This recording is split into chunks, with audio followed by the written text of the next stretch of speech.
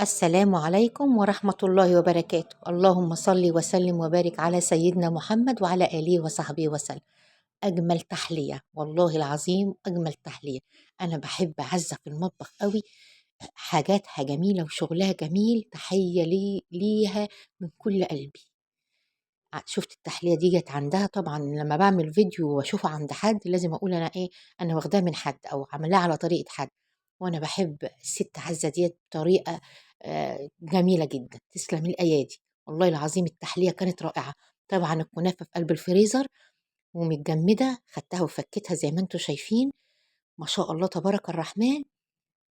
فرفري الكنافة، باقول لِك إيه، فرفري الكنافة خلّيها كده كل واحدة مخاصمة التانية كده، وبعدين هنجيب الطاسة. طبعًا الست عزة الله يسعدها ويبارك في عمرها حطّتها في الفرن بطريقة جميلة، كوباية سمنة، بس بنوتي الغالية ما بتحبش السمنة كتير، فعملت لها إيه، في الطاسة كده من غير زيت. وبعدين ممكن نحط لينا إحنا بقى معلقة سمنة كده والّا حاجة. طبعًا الكريم شانتيه اللهم بارك، هنحط إيه، كوباية لبن متلجة أو كوباية مَيّة زي ما أنتِ حابة. ونضربها. هي التحلية صراحة ممتازة، ممتازة، وأنصح كل واحدة خفيفة وجميلة والطعم حكاية، حكاية، حكاية، مش هتشبعي منها. أولًا سُكّر خفيف، سمنة خفيفة، فمش هتتعبِك نهائي، وهتجرّبيها كل يوم، هتحبي تجرّبيها كل يوم. طبعًا الكريم شانتيه كده لمّا يعمل المنقار كده بتاعه، يبقى إيه، يبقى الكريم شانتيه ما شاء الله تبارك الرحمن عليه.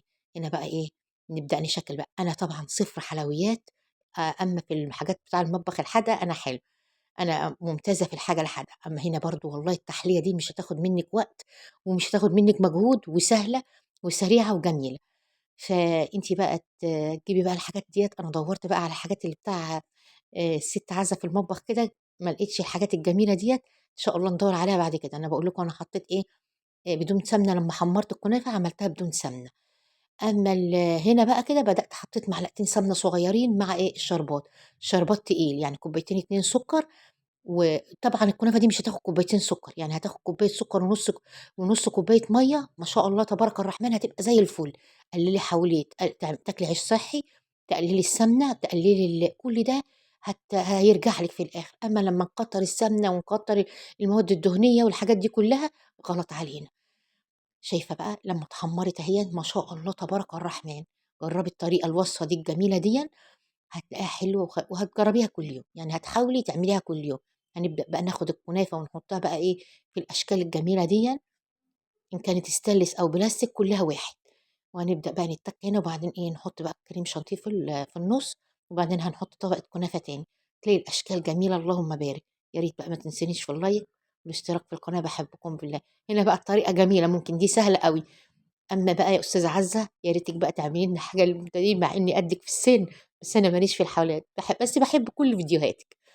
ما شاء الله تبارك الرحمن. هنا بقى نحط الكنافة، هي كانت عاملاها للحبايب وأنا عاملاها للحبايب. ما شاء الله. هنعمل بقى فستانات هنا جميلة كده بقى. المفروض إن إحنا نتعلم الحاجات دي كل يوم عشان إيه، هي اللي اتنقلت لوحدها. صلّوا على النبي بقى كده واللايك واشتراك في القناة، باحبكم في الله. هتطلع أشكال جميلة.